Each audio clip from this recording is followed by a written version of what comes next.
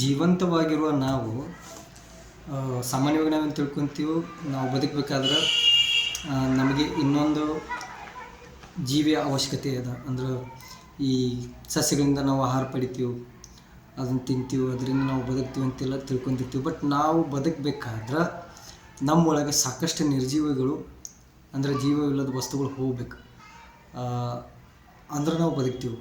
For example ನೀರಿಗೆ ಜೀವ ಇಲ್ಲ, ನೀರು ಕುಡಿದ್ರೇ ನಾವು ಬದುಕ್ತೀವಿಲ್ಲ, ಬದುಕಕ್ಕೆ ಸಾಧ್ಯ ಇಲ್ಲ. ಗಾಳಿಗೆ ಜೀವ ಇಲ್ಲ, ಗಾಳಿಯಿಂದ ನಾವು ಉಸಿರಾಡ್ರೂ ನಾವು ಬದುಕ್ತೀವಿ, ಬದುಕಕ್ಕೆ ಇಲ್ದಿದ್ರೆ ನಾವು ಬದುಕಕ್ಕೆ ಸಾಧ್ಯ ಇಲ್ಲ. ಸೂರ್ಯನ ಬೆಳಕು ಇದ್ದಿದ್ರೆ ನಮ್ಮ ಶರೀರ ಮೇಲೆ ಇದು ಬಿದ್ದು ನಮ್ಮ ಶರೀರದ ಟೆಂಪ್ರೇಚರ್ನ ಯೋಗ್ಯ ಪ್ರಮಾಣದಲ್ಲಿ ಇಟ್ಟರೆ ನಾವು ಬದುಕ್ತೀವಿ, ಇಲ್ದಿದ್ರೆ ನಾವು ಬದುಕಕ್ಕೆ ಸಾಧ್ಯ ಇಲ್ಲ. ಅದೇ ರೀತಿ ಮಣ್ಣಿನ ಮೇಲೆ ನಾವು ಮಣ್ಣಿಲ್ದೆ ನಿಲ್ಲಕ್ಕೆ ಸಾಧ್ಯ ಇಲ್ಲ, ಮಣ್ಣಿಲ್ದೆ ನಾವು ಬೆಳೆಯೋಕ್ಕೆ ಸಾಧ್ಯ ಇಲ್ಲ, ಬೆಳೆ ಬರಲಿಲ್ಲ ಅಂದ್ರೆ ನಾವು ಆಹಾರ ಉಣ್ಲಕ್ಕೆ ಸಾಧ್ಯ ಇಲ್ಲ. ಬೆಂಕಿ ಇವೆಲ್ಲ ಏನು ಅದಾವಲ್ಲ ವಸ್ತುಗಳ, ಗಾಳಿ, ನೀರು, ಮಣ್ಣು, ಬೆಂಕಿ ಇವೆಲ್ಲ ಜೀವವಿಲ್ಲದ ವಸ್ತುಗಳು. ಬಟ್ ಇವಿಲ್ಲದ ನಾವು ಜೀವಂತವಾಗಿ ಇರ್ಲಿಕ್ಕೆ ಸಾಧ್ಯವಿಲ್ಲ. ಅದಕ್ಕಾಗಿ ಈ ಎಲ್ಲ ವಸ್ತುಗಳನ್ನು ನಾವೇನು ಮಾಡ್ತೀವಿ, ರೆಸ್ಪೆಕ್ಟ್ ಇಲ್ಲದ, ಕಿಮ್ಮತ್ತಿಲ್ಲದ ಮಾಡ್ತೀವಿ. ಒಂದು ಸ್ವಲ್ಪ ಕಾಲಿಗೆ ಮಣ್ಣು ಐತಂದ್ರೆ ಛೀ ಅಂತೀವಿ, ಸ್ವಲ್ಪ ನೀರೇನು ಐತಂದ್ರೆ ಛೀ ಅಂತೀವಿ. ಅಂದ್ರೆ ಈ ನಿರ್ಜೀವವಾದ ವಸ್ತುಗಳನ್ನ ನಾವು ಗೌರವ ಕೊಡಲ್ಲ, ಆ್ಯಕ್ಚುಲಿ ನಾವು ಕೊಡಬೇಕು.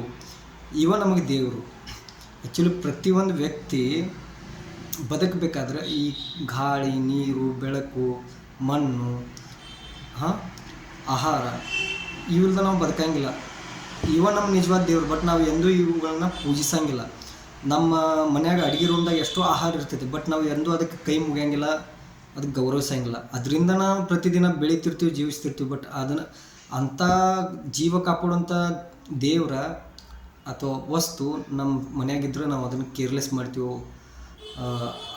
ಅದರಿಂದ ನಮ್ಮ ಜೀವ ಉಳಿಯತ್ತೈತೆ ಅನ್ನೋದು ನಾವು ತಿಳ್ಕೊಳಂಗಿಲ್ಲ. ಬಟ್ ನಾವೇನು ಮಾಡ್ತೀವಿ, ಉಳಿದ ನಮ್ಮ ದೇವ್ರ ಜಗಲ್ಯಾಗೋ ಅಥವಾ ಎಲ್ಲರ ಗುಡಿಯಾಗೋ ಅಥವಾ ಎಲ್ಲಿ ಈ ಥರಾಗೋ ಇರುವಂಥ ಕಟ್ಟಿಗೋ ಫೋಟೋಗೋ ಕೈ ಮುಗಿದು ನಾವು ನೀನು ನಮ್ಗೆ ಕಾಪಾಡಪ್ಪ ಅಂತಂತೀವಿ. ಬಟ್ ನಾವು ಆ್ಯಕ್ಚುಲಿ ಬದುಕ್ತಿರೋದು, ಜೀವಂತವಾಗಿರೋದು ಈ ಗಾಳಿ, ನೀರು, ಮಣ್ಣು, ಸೂರ್ಯನ ಬೆಳಕು, ಆಹಾರ ಇವುಗಳ ಮೇಲೆ.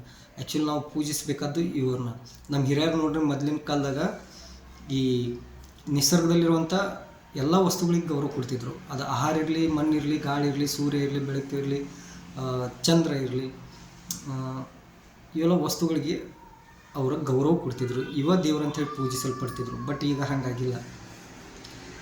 ನಾವು ಮನುಷ್ಯನ ಗುಣನ ಅದ, ಯಾವ್ದು ನಮ್ಮನ್ನು ಕಾಪಾಡ್ತೈತಿಲ್ಲ ಅದನ್ನು ಬಿಡುವ, ಬೇರೆ ವಸ್ತುನ ಪೂಜೆ ಮಾಡೋದು. ಇದು ಮನುಷ್ಯನಿಗೆ ದರಿದ್ರ ಗುಣ ಅಂತಾರೆ, ಇದಕ್ಕೆ ದರಿದ್ರ ಗುಣ. ಆ ಗುಣ ಮನುಷ್ಯನಲ್ಲಿ ಬೆಳೆಯತ್ತಿದೆ. ಬಟ್ ಅದಾಗಬಾರ್ದು. ನಾವು ನೆನಪಿಸ್ಕೊಳ್ಬೇಕು, ನಾವು ಜೀವಂತವಾಗಿ ಅದರಿಂದ ಅದೀವಿ, ಅವಕ್ಕೆ ನಾವು ಗೌರವ ಕೊಡಬೇಕು. ಭಲೆ ಗಾಳಿಗೆ, ನೀರಿಗೆ, ಬೆಳಕಿಗೆ ಅಥವಾ ಬೆಂಕಿಗೆ ಅಥವಾ ಆಹಾರಕ್ಕೆ ನಿಮ್ಮ ಜೊತೆ ಮಾತಾಡ್ಲಿಕ್ಕೆ ಬರೋಂಗಿಲ್ಲ, ನಿಮ್ಮ ಜೊತೆ ರೆಸ್ಪಾಂಡ್ ಮಾಡ್ಲಿಕ್ಕೆ ಬರೋಂಗಿಲ್ಲ. ಬಟ್ ಅವುಗಳಿಂದ ನೀವು ರೆಸ್ಪಾಂಡ್ ಮಾಡೋಂಗಿಲ್ಲ, ನೀವು ಬದುಕಂಗಿಲ್ಲ, ನೀವು ಮಾತಾಡೋಂಗಿಲ್ಲ. ಸೊ ನಿಮಗಾಗಿ, ನಮಗಾಗಿ ನಿಜವಾದ ದೇವರು. ಇವುಗಳನ್ನು ಗೌರವಿಸಬೇಕು. ಅದರಲ್ಲಿ ಕೂಡ ಒಂದು ಶಕ್ತಿ ಇರ್ತದೆ. ನೀವು ಯಾವಾಗ ನಿಮ್ಮ ಆತ್ಮ, ಅಂತರಾತ್ಮ ಅವ್ರ ಜೊತೆ ಕನೆಕ್ಟ್ ಆಯ್ತಂದ್ರೆ ಆಟೋಮೆಟಿಕ್ಲಿ ಅದರ ಪವರ್ ನೀವು ಫೀಲ್ ಮಾಡ್ಬೋದು. ಇದು ನನ್ನ ಅಭಿಪ್ರಾಯ. ಧನ್ಯವಾದಗಳು.